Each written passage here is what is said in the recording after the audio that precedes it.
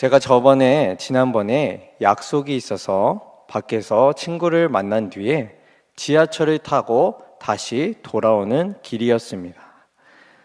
어떤 지하철역에 서니까 수많은 사람들이 그 지하철을 우르르 타는 모습을 보게 되었습니다. 사람들의 손에는 똑같은 부채와 똑같은 가방을 메고 있었는데 이 사람들이 왜 저렇게 많은 무리가 똑같은 걸 들고 있을까 하고 찾아보니까 그 사람들은 아이유라는 가수의 콘서트를 보고 다녀온 사람들이었습니다. 저 많은 인원들이 그렇게 한 사람의 가수를 바라보고 좋아하며 열광했다라는 걸 생각하면서 그 가수는 정말 우리가 상상할 수 없는 벅찬과 감동을 경험하지 않았을까라는 생각을 하게 되었습니다. 여러분, 예수님께서도 사역을 감당하시면서 항상 궁핍과 어려움, 사람들의 질타와 비판만을 받으셨던 건 아닙니다. 어마어마한 무리들이 예수님께 열광했던 데가 분명히 있었습니다. 바로 특별히 오병이어 사건 직후에는 많은 무리들이 예수님께 열광했습니다. 그때 사람들은 예수님께 열광하면서 이러한 확신을 가졌었는데 저분이 진짜 왕이구나. 저렇게 능력 있는 분을 지금 왕으로 세워야 된다라면서 예수님을 무조건 붙들고 왕으로 세우려고 했습니다. 그때 예수님은 이렇게 행동을 하시는데 요한복음 6장 15절의 말씀을 제가 읽겠습니다. 그러므로 예수께서 그들이 와서 자기를 억지로 붙들어 임금으로 삼으려는 줄 아시고 다시 혼자 산으로 떠나 가시니라. 아멘. 무리들은 예수님을 왕으로 붙들어서 분명히 왕으로 세우고 삼으려고 했는데 예수님은 그 많은 무리들의 요구와 필요를 들어주지 않으십니다. 그 많은 무리들의 칭송에 마음을 뺏기지 않으시고 오히려 조용한 자리, 하나님을 만나고 하나님께 기도하는 그러한 산으로 올라가시게 됩니다. 여러분, 예수님이 이 땅에 오신 그것은 사람들이 바랬던 그런 힘이 있고 우러러볼 만한 그런 지배자가 되기 위함이 아니었습니다. 예수님은 이 땅에 오셔서 하나님의 뜻, 하나님의 구원을 성취하기 위해 이 땅에 오셨습니다. 그 구원에는 반드시 십자가가 필요했고 이 십자가는 예수님의 낮아짐과 희생, 죽음을 통해서만 이루어지는 것이었습니다. 사람들이 요구했던 그런 높은 자리의 왕, 힘이 있는 지배자와는 전혀 딴판의 정반대의 정반대의 길을 가시게 된 것이었습니다. 여러분, 오늘 우리가 본문을 보면 고린도 교회에는 바울 외에 자신이 진짜 사도라는 그런 사람들이 고린도 교회를 찾아왔다라는 걸 우리가 알 수 있습니다. 그들은 고린도 교회에 찾아와서 바울은 제대로 된 사도가 아니고 자신과 같은 이들이 진짜 사도라고 하면서 그런 주장을 펼치게 되었습니다. 이들이 말하는 사도는 어떤 사람들이었냐면 권위 있고 대중을 압도하고 영향력 있는 그런 사람을 사도로 얘기했습니다. 이 고린도 교회의 성도들은 바울과 또 이렇게 찾아온 사도들 중 대체 누구의 말을 듣고 따라야 되는지 혼란을 겪게 되었습니다. 여러분, 사도는 본래의 의미가 무엇이냐면 보냄을 받은 자라는 뜻입니다. 여러분, 보냄을 받은 자라는 것은 주인공이 아니라는 것입니다. 이 사람들은 부르신, 보냄을 받은 그 예수님을 올바르게 전하고 어떻게 하면 이 복음의 가치대로 살 수 있는지 가르치는 사람, 결국은 성도들이 예수님을 향하여 더 가까이 나아가도록 그렇게 이끌어주는 그런 사명을 가진 사람들이었습니다. 그런데 고린도 교회 안에 들어온 이 다른 사도들은 이와는 전혀 딴판의 모습을 하고 있었습니다. 우리가 4절의 말씀을 같이 한번 읽어보겠습니다. 4절 읽겠습니다. 만일 누가 가서 우리가 전파하지 아니한 다른 예수를 전파하거나 혹은 너희가 받지 아니한 다른 영을 받게 하거나 혹은 너희가 받지 아니한 다른 복음을 받게 할 때에는 너희가 잘 용납하는구나. 여러분, 이들은 어떤 이들이었냐면 다른 예수, 다른 복음을 전했던 사람들이었습니다. 이들이 어떤 다른 복음을 전했을까 찾아보니까 학자들의 견해를 보면 이들은 이렇게 전했다라고 합니다. 이들은 능력의 예수님, 사람이 범접할 수 없는 그런 신적인 예수님은 강조하면서 대신에 십자가를 지시고 수치를 당하시며 고통을 감당하신 그런 예수님의 인간적인 모습은 싹 빼고 능력의 예수님만을 강조했던 사람들이었다라는 것입니다.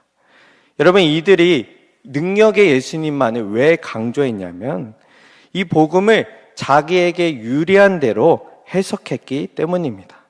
예수님의 능력과 높은 권위를 강조하면서 사도인 자기들도 그러한 대접을 받고 누리길 원했다라는 것입니다. 여러분, 복음은 우리의 이익을 위해, 우리의 입맛을 위해 다르게 해석되거나 변질될 수 없습니다.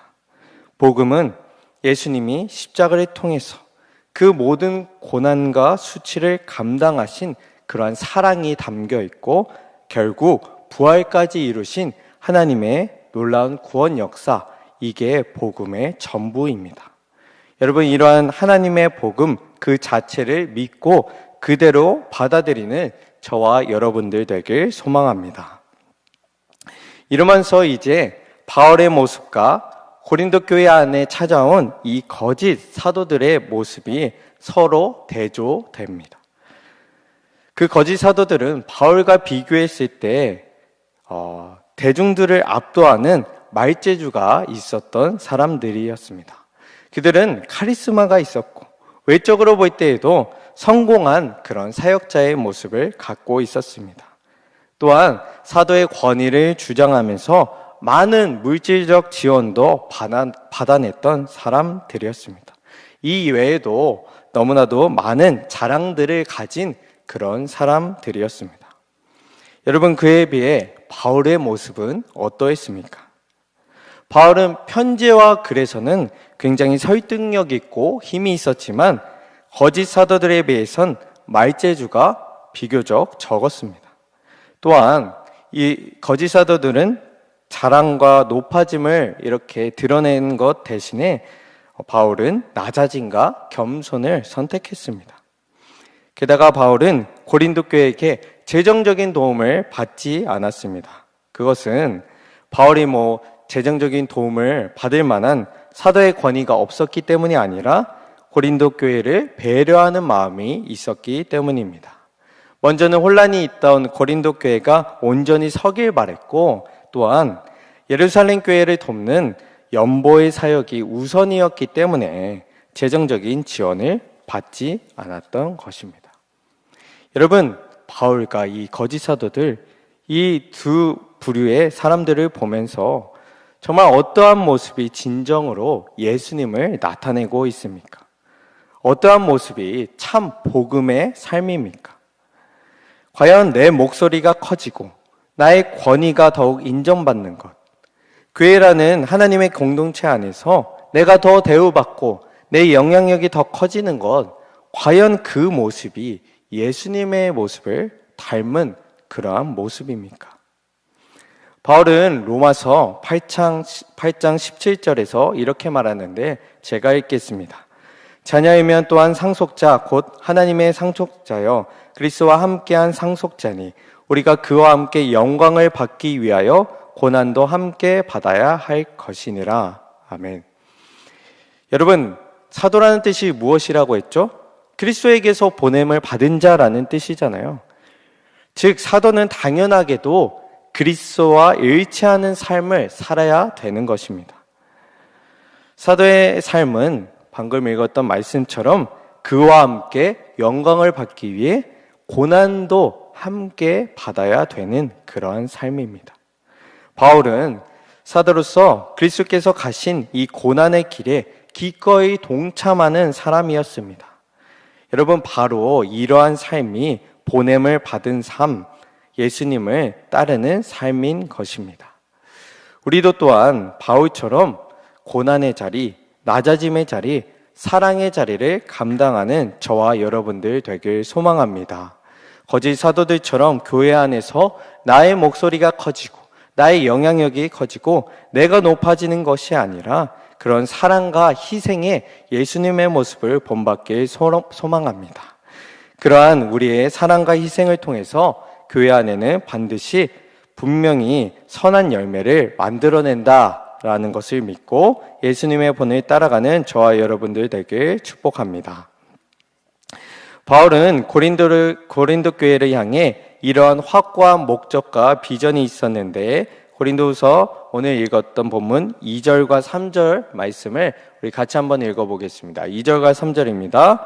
내가 하나님의 열심으로 너희를 위하여 열심을 내노니 내가 너희를 정결한 처녀로 한 남편인 그리스도께 드리려고 중매함이로다. 그러나 나는 뱀이 그 관계로 하와를 미혹한 것 같이 너희 마음이 그리스도를 향하는 진실함과 깨끗함에서 떠나 부패할까 두려워하노라. 아멘. 바울은 자신을 이 말씀에서 뭐라고 소개하냐면 나는 중매자다라고 소개합니다. 자신이 고린도 교회와 예수님을 연결해주는 그런 사람이라는 것입니다. 고린도 교회에게 온전한 복음을 가르쳐서 결국에는 그들이 예수님의 순결한 약혼자로, 그들이 예수님과 온전한 연합을 이루도록 그런 아름다운 관계가 되도록 지도하고 가르쳤던 것입니다. 여러분, 우리도 예수 그리스도의 약혼자, 예수 그리스도와 거룩한 사랑으로 이어진 관계라는 걸 꼭 기억하시길 바랍니다. 가장 가까운 부부가 서로의 모든 것을 알고 같은 마음으로 하나 되며 고난도 함께 헤쳐나가듯이 우리도 날마다 더욱 그리스도와 연합되고 신랑 되시는 예수님의 말씀대로 살며 어떤 고난 가운데도 예수님을 붙들며 사는 저와 여러분들 되길 소망합니다. 말씀을 정리하겠습니다. 오늘 바울의 모습을 보면서 우리는 두 가지 중요한 사실을 깨닫게 됩니다. 여러분, 복음은 사람의 유익에 따라 해석될 수 있고 바뀔 수 있는 것이 아니라 복음은 변함없는 진리라는 사실입니다. 여러분, 그리스도의 십자가는 수치와 고난, 정말 예수 그리스도가 신이신데 그럼에도 불구하고 감당하신 철저한 아픔이자 낮아짐이었습니다. 여러분, 그러나 그러한 모습은 그리스도의 영광에 이르기 전에, 하나님의 구원에 이르기 전에 반드시 가셔야 했던 그런 고난의 길이었습니다. 우리가 이 고난의 길을 어떻게 생각해야 합니까? 우리가 이 고난의 길을 자랑스럽게 여겨야 될 줄로 믿습니다. 우리도 또한 하나님의 보내심을 받은 자로서 이 예수 그리스도의 고난의 길, 섬기고 낮아짐의 길도 기꺼이 감당하는 저와 여러분들 되길 소망합니다. 교회 안에서 거짓 사도들처럼 내 목소리가 더 높아지고 내가 드러나고 내가 더 나를 자랑하는 것이 아니라 우리는 예수 그리스도의 이 구원과 이 은혜를 드러내고 자랑하는 사람들이 되어야 할 줄로 믿습니다. 우리는 그리스도의 약혼자입니다. 또한 그리스도의 순결한 신부입니다. 우리가 자꾸만 신앙생활을 하면서 복음만으로 충분하지 않다. 예수님만으로는 멋이 안 난다. 그래도 보이는 성공들도 있어야 된다. 더 복음 외에도 다른 것까지 다 갖춰야 된다. 결과가 항상 좋아야 된다라고 하다 보니 우리가 순결한 마음, 신랑 되시는 예수님 앞에서 우리의 온전한 마음을 잃어버릴 때가 참 많다라는 것입니다. 여러분, 나의 마음과 삶을 잘 돌아보며 우리가 나를 구원하신 놀라운 분, 나에게 놀라운 은혜를 베푸신 그런 예수님의 은혜를 다시 한번 기억하길 소망합니다. 우리가 예수님을 만났을 때 어떠했습니까? 우리의 전 일생을 흔들었던 그런 충만한 사랑을 경험하지 않았습니까?